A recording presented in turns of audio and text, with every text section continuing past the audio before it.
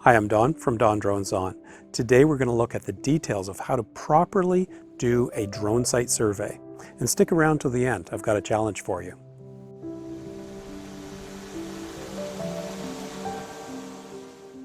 We'll begin by looking at the site survey regulations, and then we're going to touch on a controversial subject, which is under what circumstances do you actually need to produce a site survey document.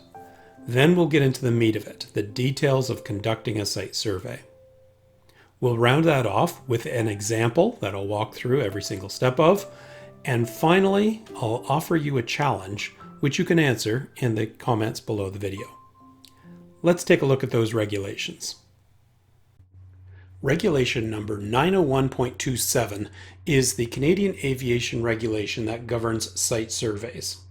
Now, like most of the aviation regulations, they're kind of worded backwards, but the gist of it is this. Before you actually commence your operation, you need to conduct a site survey that takes into account the following factors: the boundaries of the area of operation, the type of airspace and applicable regulations, the altitudes and routes to be used on the approach to and departure from the area of operation, the proximity of manned aircraft operation, aerodromes, airports, and heliports, the location and heights of obstacles like wires, masts, towers, and so forth, the predominant weather and environmental conditions for the area of operation, and finally, the horizontal distances from persons not involved in the operation, in other words, bystanders. Now, I find this list long and awkward and difficult to get my head around. So what I did was I broke this down into 4 categories. To conduct a site survey, assess each of the following for your area of operation: the airspace, ground hazards, weather and environmental factors, and bystander locations. These simple 4 elements will form the framework that you'll see throughout this video. Do I really need to produce a site survey document? Well, we just went through the regulatory requirement, and it did not, in fact, say that you need to produce a document for a drone flight. It said you needed to conduct a site survey, but it did not say to produce a site survey document. That said, there are 3 valid cases that I can think of for creating an actual document. Number 1, and we all have to go through this if you want your advanced certification, is for a flight review. Your flight reviewer is required to confirm your ability to conduct a site survey. That's part of the things that they have to evaluate you on. And to be able to prove that to your flight reviewer, yeah, they will probably ask you to produce a document. Or at least it's a good idea to produce a document. That way it's on paper. Here's all the steps that I went through. The second case where you might need to produce a document is complex or high-risk operations. So if your drone flight is going to be, say, between a lot of buildings and there's moving vehicles and cranes moving around, that kind of thing, any sort of a high-risk operation, a site survey document and a written plan for your operation are strongly recommended. That way you have it in writing, you can review it with people, discuss it, convey what your plan is to other people who are involved in your operation, and really have a good solid plan. Definitely recommended. The third case for a site survey document is if your operation requires an SFOC, a Special Flight Operations Certificate. In this case, having a clear site survey document will really be required to demonstrate to Transport Canada your risk assessment of the flight and your mitigation plan for any of those risks. So those are 3 valid cases where creating a site survey document is required or at least highly recommended. Otherwise, for 99% of your flights, you do not need to produce a site survey document.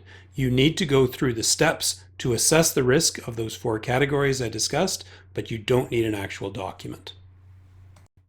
So now let's get into the details of how to conduct a site survey.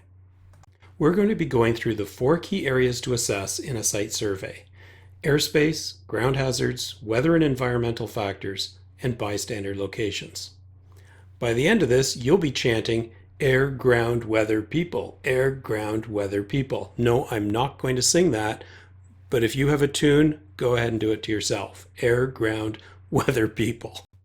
Now, before you can actually get into your site survey, you need to do what I call step 0, and that is define your area of operation, where you're going to be flying. So that's the first thing you need to do, is decide where you're going to fly. Now, unless it's in your backyard, you're probably going to want to look at a map of the area and determine where you're going to fly the proposed area of operation based upon landmarks, like I'm going to fly out to the edge of this field or across this lake or out to the island or just this side of that building or something like that. Or you can have a simple radius of operation. I'm going to fly within about 500 meters of my launch site. Something that defines your area of operation. This doesn't have to be complex. This doesn't have to be a rectangle. It doesn't have to be particularly precise, as long as you have a pretty good idea of where you're going to be flying. Finally, when you're defining your area of operation, make sure you have permission to enter and take off from the proposed location. Do not trespass. You need the permission of a landowner if it's private property. Now, maybe it's your own property and you're fine. But if it's somebody else's property, make sure that you talk to them and say, is it okay if I launch my drone from here? I'm going to be flying over this patch of trees to take some autumn leaf shots, and I'd love to take off from your property. Is that okay with you? If you're polite and reasonable, they'll probably say yes. If they say no, say thank you and leave. And if it's public property, say it's a park, whether that be a city park or a provincial park or a national park, you will quite possibly need a permit. So many cities and towns have bylaws now against flying drones in parks unless you have a permit. So check it out where you're intending to fly and acquire that permit if that's where you really want to fly. So these steps are required before you even get into your site survey. Identify where you're going to fly and make sure you have permission to be there and to fly your drone from that location. Air, ground, weather, people. Step 1, air, your airspace assessment. For your area of operation, you must determine all of the following and identify any flight planning actions, such as authorizations, that might be required. A, class of airspace. B, proximity to certified airports and heliports. And C, potential other manned aircraft operations in the area. In addition, it is recommended that you identify all aerodromes within 10 nautical miles, about 18.5 kilometers, so you are prepared in the event of a flyaway. This is part of being prepared in the event of an emergency. So how are you going to get all this information? You need to know the airspace class, the contact for that airspace, aerodromes that are nearby, the class of those aerodromes, whether they be certified or registered or military, and you need contacts for those aerodromes. Now, you can use first principles, and that's what these first 3 columns are. The Designated Airspace Handbook from NAV Canada gives you the airspace class and the contacts. The Canada Flight Supplement, or the Water Aerodrome Supplement, will provide you with the aerodrome locations and their class and the contact information. And you can get hold of VFR charts that will show you, if you can understand them, the airspace class and again the aerodrome locations, although typically they don't show all of the aerodromes, particularly heliports. Those are first principles. Instead, I would recommend that you use apps or tools that are available. And full disclosure, I invented, with a partner, an app, a mobile phone app called Drone Pilot Canada that nails all this stuff. It's directly targeted for all of these things. It's not free, but it's got great bang for its buck, and you will definitely want to look at this, or at least consider it. It will tell you all of these things that you need to know and much, much more. The NRC Drone Site Selection website will cover some of them. It's free. It will show you the airspace class for every location that you pick in Canada. It'll show you aerodromes and it'll tell you the aerodrome class, but it will not give you contact information for those airspaces or for aerodromes. SkyVector can fill in some of those gaps. Again, it's a free website and it will tell you the aerodrome contact information because it effectively has all of the CFS and WAS information in it. And lastly, another app called ForeFlight, much more expensive than the Drone Pilot Canada app, will cover all of these elements as well. Now, ForeFlight is targeted towards manned aircraft flight, so it's going to have other features and capabilities in it, which will be great, but it's not focusing in on drone flights, so it's not done at a scale that's intended for drones. But anyway, a lot of people talk about it, and so I think for sure you should consider ForeFlight as one of your options. Well, now that you have your tool of choice, let's determine the class of airspace for your area of operation and what flight planning actions might be required. So the class of airspace will be one of these on this chart. C, D, or E are controlled airspace classes. These are control zones around major airports. For basic operations, you can't fly here, so forget it. Go home, find somewhere else to fly. If you have your advanced certification, you can fly in a controlled airspace if you obtain a NAV Canada RPAS flight authorization, and of course you also have to be flying an approved drone model, one that's approved for flying in controlled airspace. If the class of airspace, and by the way, all of these airspace classes are those that are at the surface, because your drone is only flying from the surface up to about 400 feet or 120 meters. The classes of airspace typically are measured in thousands of feet, but you're only concerned about the ones that start at the surface. So the second kind that you're going to be concerned about are Class F restricted airspace.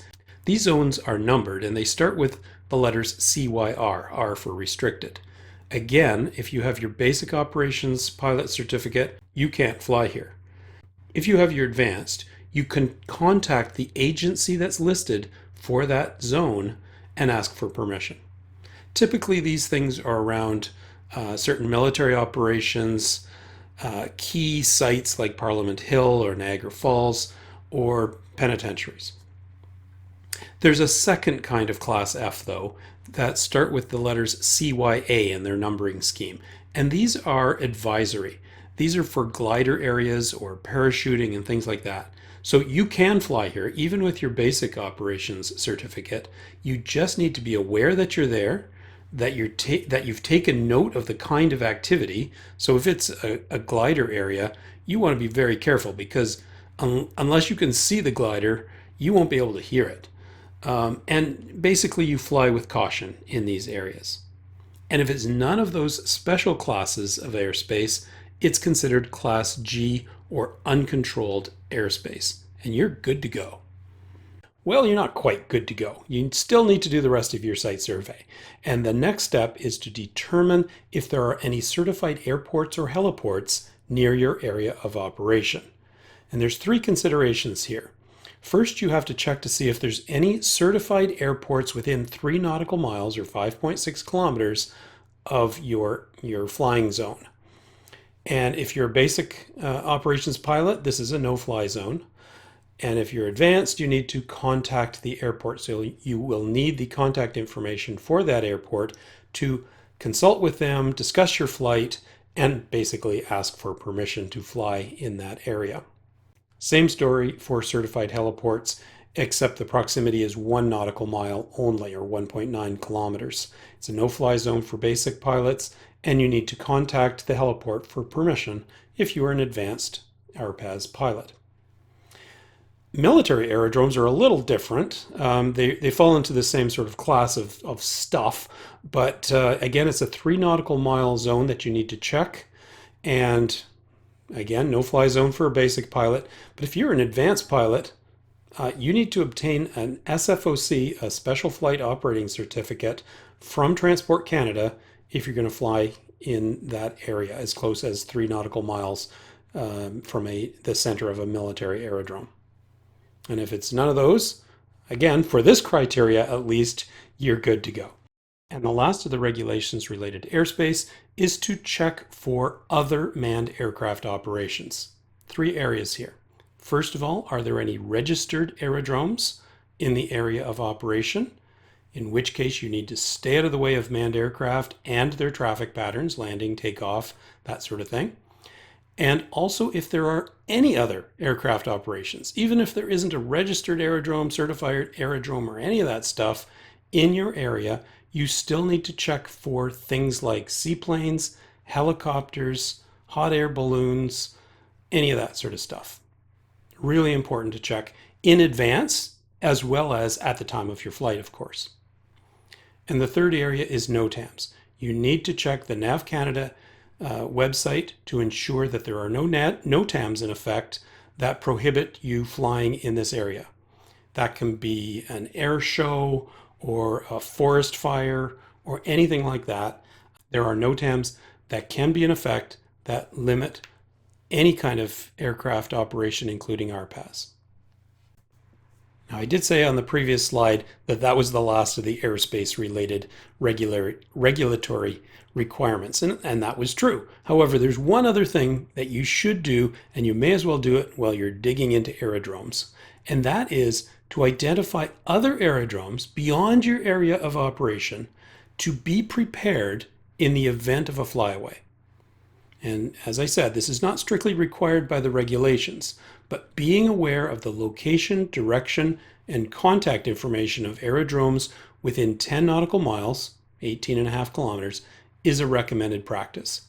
And applications like Drone Pilot Canada make this incredibly easy and are a tremendous addition to your site survey.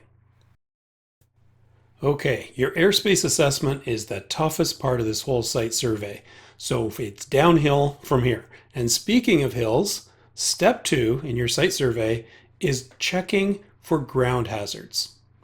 So for your area of operation, and in particular your takeoff and landing location and any sort of approach direction that you're going to be taking during those operations, you need to identify potential ground-based hazards, including natural features such as trees or hills or anything like that, mountains, cliffs, buildings, towers, turbines, or any other structures like that, and in particular, Gary, overhead wires and cables. These are kind of tough to check in advance on a map, for example, but you can look out for things like hydro towers and things like that, and you can count on wires being between them. And secondly, in this area, you need to check for and stay clear of land-based flight restrictions such as police activities, forest fires, or other natural disasters. These sometimes have NOTAMs raised to cover them, but as often as not, they don't. And from a regulatory requirement, you need to stay away from anything like that where there could be a helicopter coming in to take someone to the hospital, or water bombers, or anything like that that could be participating in a rescue operation or a recovery operation for an accident or a disaster. So check in advance to see if anything like that is going on. And again, you need to check this immediately before your flight and during your flight and stay clear of anything like that. Air, ground, weather, people. We're on weather, number 3. If you are unfamiliar with the weather in the area of your operation, check in advance as part of your site survey the prevailing weather conditions for that area. And while you're at it, check for potential risks, such as unexpected wind due to mountains or air coming through mountain passes, wind coming off of oceans or lakes, or any other land feature that can affect the microclimate in that particular area. Really important to check the temperature and wind speed forecast for the duration of your flight to make sure that they are expected to be within the operational limits of your drone. You must not exceed those operational limits. So if your drone says don't fly under 0 degrees Celsius and the forecast is going to be below 0 degrees Celsius, don't fly. Don't plan to fly. It's part of your site survey. And also check your control system. The specs for your control system can be different from your drone. Look in the instruction manual. I know that's outrageous, but you should do that. In terms of other environmental factors, you should check that the KP index is expected to be less than 4 for the duration of your flight.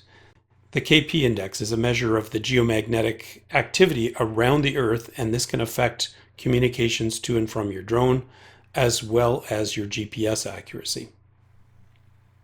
The last of the environmental considerations is dust and dirt. Try not to fly in an area where there is dust and dirt and stuff in the air, because this can interfere with your gimbal and your motors and everything else, and can really affect your flight. And if you expect that kind of condition, or if the ground is really dry, make sure that you launch from a landing pad kind of an arrangement. And doing your site survey in advance and thinking about that factor in advance will help you to prepare so that you don't forget to take one of these things along with you. By the way, I have a whole video talking about weather and other environmental factors as it pertains to drone operations, and I recommend you watch that.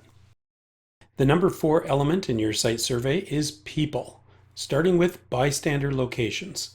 You need to determine the location of bystanders, if possible, in advance, and the locations where bystanders may appear. So look on a map. If you see some walkways, for example, if you're flying in a park and there's walkways or sidewalks, you can well expect that there's going to be people in that sort of an area. So determine that in advance, make sure you note that, and be prepared to stay away from bystanders that appear out of the blue, because that's what they do. Now, if there's a risk that you may fly near or over bystanders, and you have an opportunity to plan this in advance, consider obtaining their permission. And if you do that, you've converted them from being a bystander to being part of your operation. And if they're part of your operation and they've accepted that risk, then you can fly near them, and you can even fly right over them. So a couple situations with regard to bystanders. There's 2 zones that Transport Canada has defined. There's what they call over a bystander, which is flying anything within 5 meters, and all of these distances are horizontal. You can imagine them like a cylinder of infinite height that is 5 meters in radius. So if you are flying within 5 meters of a bystander, you're considered flying over them. People with their basic pilot license must not fly in that area. If you are an advanced pilot, you can fly over people, over bystanders specifically, but only if you are flying an advanced drone model. And there's very few of these that actually allow this kind of an operation. So check the Transport Canada site to see if yours is. The second virtual cylinder, if you like, around bystanders is 30 meters in radius. So if you're flying between 5 meters of bystanders and 30 meters of bystanders, you're considered flying near them. Again, basic pilots must stay out of that sort of zone. They have to stay 30 meters away. And if you are an advanced RPAS pilot, you can in fact fly near bystanders, again, as long as you are flying an approved drone. And there's lots of those, so that's a little bit easier. And if there's no bystanders around, you're good to go from this perspective. The other people-related element of a site survey is advertised events. You should check in advance, and if there is a publicly advertised event in the area of the operation, sports event or a parade or a market or a concert, anything like that, you must obtain an SFOC, a Special Flight Operations Certificate, or simply stay out of that identified area for the duration of the advertised event. Now, the way it's worded for advertised events is if there's an identified boundary for the event, say there's a fence around, say a concert, then as long as you're outside the fence, you're okay. If there's no identified boundary, say it's a fishing derby, for example, you just need to stay 30 meters away from any people who are participating in that event. So that's all well and good, but how do you actually do one of these site surveys? Let's go through an example. Let's imagine we want to capture aerial footage of the above ground area of the famous Diefenbunker near Ottawa, Ontario. This is a really cool place to visit if you're ever in the area. It's the underground air raid shelter, essentially, that was designed in the Cold War era to accommodate the Canadian government in the event of a nuclear war. And they give a tremendous tour, and it's really neat to see. It is a privately owned museum, so you would need to contact them for permission to take off and land from their facilities. So, first step, or step 0 as I call it, is to define your area of operation. If you're doing this for a flight review, for example, you would copy or print off a map of the area from Google Map, or otherwise you would just look at the area on Google Map. And using PowerPoint, or like I live in PowerPoint, so I do everything in PowerPoint. But you can use any sort of a markup tool, or for that matter, just print it off and use a pen and identify the boundary of your operation, which I've shown here in red. And you should show your takeoff and landing location. And optionally, you could identify alternative landing locations. Say some bystanders show up and want to talk to you about your drone, and you have to land. You might want to identify sort of a backup plan for your landing. Flight reviewers enjoy that kind of stuff and appreciate your attention to detail. So that's a good one to put. And think back to your grade 8 mapping projects and show the direction of north and show a scale. It doesn't have to be precise, but close enough that you have reasonable understanding of the distances on your map. Air, ground, weather, people. First one's airspace. So this was the biggest section when I discussed what you needed to do for your drone site survey. But honestly, it's one of the easiest if you use Drone Pilot Canada. Is one of the hardest if you use any other tool. So you need to identify the airspace class, nearby certified airports and heliports, and other aerodromes within 10 nautical miles. All you have to do, if you're using Drone Pilot Canada version 2.2 or beyond, you tap the location of your flight in the app, you choose the option Assess Airspace, and boom, export the report, and look it over and understand it. Here's an example of where I did that for the location of the Diefenbunker. Class G airspace, there's one certified airport that you are actually near, and that's the CARP airport. It shows you the operator number to call. It shows you the distance in nautical miles and kilometers, the heading from that location, and a brief summary of the rules, in case you forgot, for basic and advanced pilots. And then it gives you a report of all of the certified, registered, or military airports within 10 nautical miles in increasing distance with, again, their contact number, distance, and heading. So this simple report, which is instant in the Drone Pilot Canada app, will give you 90% of what you need to do your airspace assessment for your site survey. And the reason I say 90% is you still need to check for other manned aircraft operation in the area, such as seaplanes, as an example, and you need to do your NOTAM check, and we'll look at that in a second.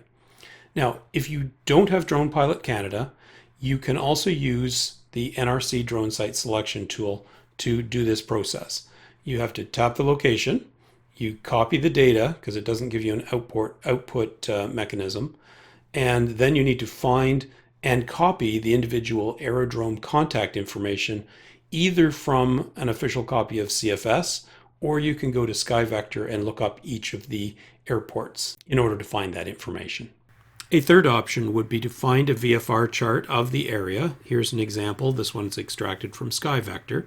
Locate your area of operation on the map. It's a little bit tough because these VFR charts are at a very small scale, so it's tough to find exact locations on here from a drone perspective. And then locate the aerodromes that are in the vicinity, and at least you can see that the CARP airport is there, and try to find aerodromes within 10 nautical miles in case of emergencies. And for any of those aerodromes, you would have to then go to either SkyVector or a CFS source of that nature to extract the name of the airport, the contact information, and so forth. So those are three options for doing your airspace assessment. A couple of last items in the airspace arena. Next is to check for potential manned aircraft operations in the area of operation. Now, ideally, you will have some sort of local knowledge of the area, or it might be obvious, like there might be seaplanes that you can see in advance, even on Google Maps. And in this particular case, there's a big clue right in the middle of the parking lot. So clearly, at some point, there might be helicopters that are landing at this location. So I would recommend in this case, aside from checking at the actual time, when you ask for permission to use the particular site, you should ask, I see there's a giant H on your parking lot. Are there helicopters planning on landing on the day of my flight? That sort of approach would work out very well. And the last airspace related thing to check is NOTAMs. NOTAMs are notice to airmen, and they're basically temporary flight restrictions. So you should check these in advance, and then on the day of your flight, you should also check to make sure there hasn't been anything that has cropped up overnight, sort of thing. And so how do you do that? You go to the Nav Canada NOTAM site. Here's the link. You enter in either the major aerodrome nearby or the name of the city or the airport name or anything like that, and it will come up with a report like this. Now, to be honest, you rarely see any NOTAMs that are particularly directed towards drones or RPAs. However, here's an example of an air show near London, Ontario, and you can see it explicitly calls out drones, like no drones within 10 nautical miles of the London airport. Okay, so look for those and make sure there's no restrictions in place. Step 2 in your site survey is to assess ground hazards in advance of your flight. Now, obviously, at the time of your flight, you're going to be there in person, you're going to look around, and you're going to see things like trees and buildings and things like that. But it really helps to be able to plan your flight if you have a look at the location in Google Maps or Street View or Google Earth, whatever program turns your crank. And I would really urge you to use Street View a lot, because that will give you a perspective that the top-down view of Google Maps, for example, does not show. So in my example here of the Diefenbunker, you can't really see that there's a cell tower there.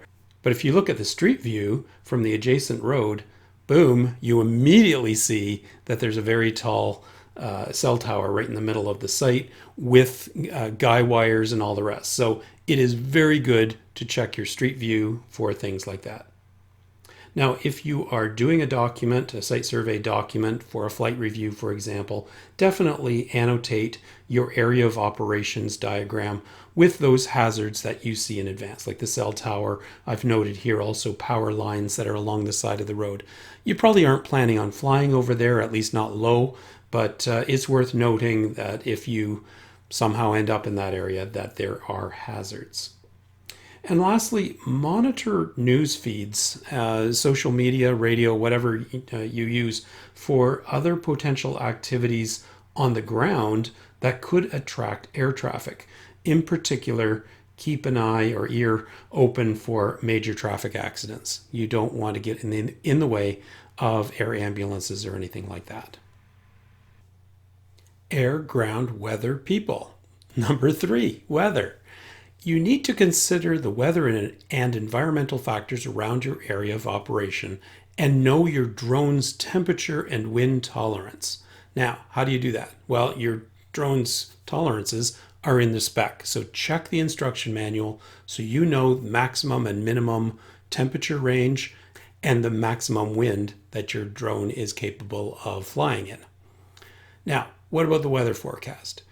Well, everyone has their favorite weather apps or weather websites. Check more than one. That way you'll have a couple of perspectives on what the weather is going to be like at the time of your flight. Now, if you're planning well in advance, beyond the range of a typical, say, 10 to 14 day forecast that you might see, a longer range view can be acquired by looking at the prevailing weather conditions at the Weather Canada site, and here's the link for that. In addition to weather, you should check the KP index in advance and closer to the time of the operation. And if there's a chance that there's going to be sand blowing in the air or a lot of dust due to a high wind, for example, consider planning your flight for another day, or at very minimum, ensuring that you have a good launch site by using a landing pad. Step 4, bystander locations. So you should identify potential bystander locations and have mitigation measures in place for that. So how do you do that? You've got to examine the map and think about the place where you are flying and try to imagine the likely paths of bystanders and avoid these when flying. If you're doing a written document for a flight review, for example, definitely annotate this kind of thing in advance. So in my particular case, I've noted the fact that there's likely going to be pedestrian traffic between the public parking area over here and the bunker entrance here. So I've marked a little blob where I would consider pedestrians and bystanders to be. And if you do anticipate a fair amount of bystander traffic and you don't think you can deal with it yourself while you're flying, in other words, telling people to stay clear of your location when you're landing and taking off, I would definitely recommend that you assign a crew member to keep people away from takeoff and landing locations. Also, check with the facility, in the Defen bunker in my case, in advance to ensure there are no advertised events for the day of the operation. Last thing you want to do is get there only to discover, oh, it's Father's Day and they're having, I don't know, a parade on the grounds or something like this. Okay, so that wraps up my example. But maybe you're still wondering, so what do I do at my flight review in terms of a site survey? So you need to do all of those steps, obviously. And you do need to provide, in all likelihood, talk to your flight reviewer in advance to ensure that this is what they want. But you almost certainly need to provide a site survey document. And you should go all out, honestly. You are trying to show the flight reviewer that you have done a thorough and complete job meeting all the requirements: air, ground, weather, people. So I would recommend you have a map showing the area of operation, like I did, sketch it out on whatever tool you wish, with proof of any permissions required to use the ground location. So if I had an email exchange with the Defen bunker folks, there you go. There's my proof that I've sought and secured my permission. You need to have some sort of documentation that shows your airspace assessment. If you're using Drone Pilot Canada, printing off that export of the airspace assessment is perfect. You need to have proof of any approvals that you needed. So if you needed a Nav Canada RPAS flight authorization to fly in that location, you need to show that you actually have that. A NOTAM output would be good, showing, look at this, there are no NOTAMs affecting drones. Ground hazards you should note on your map. You don't have to note every tree or anything like that, but certainly the key elements that are going to make a difference to your flight.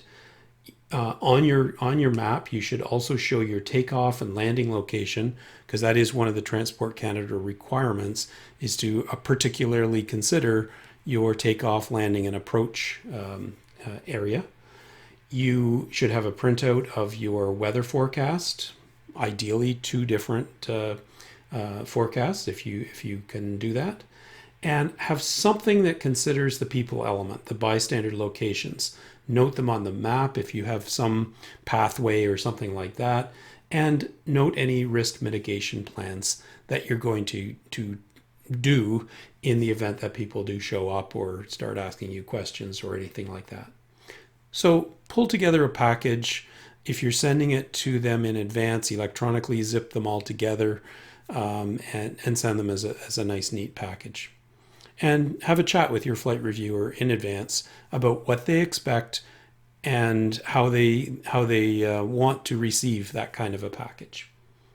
Okay, so that's what you should provide a flight reviewer. So here's your challenge. Don't spend a huge amount of time on this, but I'd be really interested in seeing your answers, and we can discuss them in the comments. So imagine that you're doing a real estate drone video around a housing complex. So I've picked one out completely at random. I've never been there before. I have no idea what this place is, but I spotted a place in New Brunswick on Heritage Road, and it's in Miramichi, New Brunswick. So if you Google Heritage Road, Miramichi, New Brunswick, you'll find a place that looks like this. So I have 3 questions for you. Number 1, what is the class of airspace at this location? Number 2, look around, name a significant ground hazard in the area. It's not incredibly obvious, but it is there. And by the way, it's not the red car. And number 3, how would you best avoid bystanders in this kind of a situation where you're doing a real estate shot, trying to show the attractiveness of the area, the kind of features in the area, and yet avoid people who are on the ground? Those are your 3 questions for your site survey challenge. Well, there we have it. How to properly do a drone site survey. I'm really interested to see your responses to the challenge. So drop them in the comments down below, and while you're down there, give me a thumbs up. And if you don't already do so, please subscribe to my channel and ring that bell for notifications of every one of my new videos. Thanks for watching.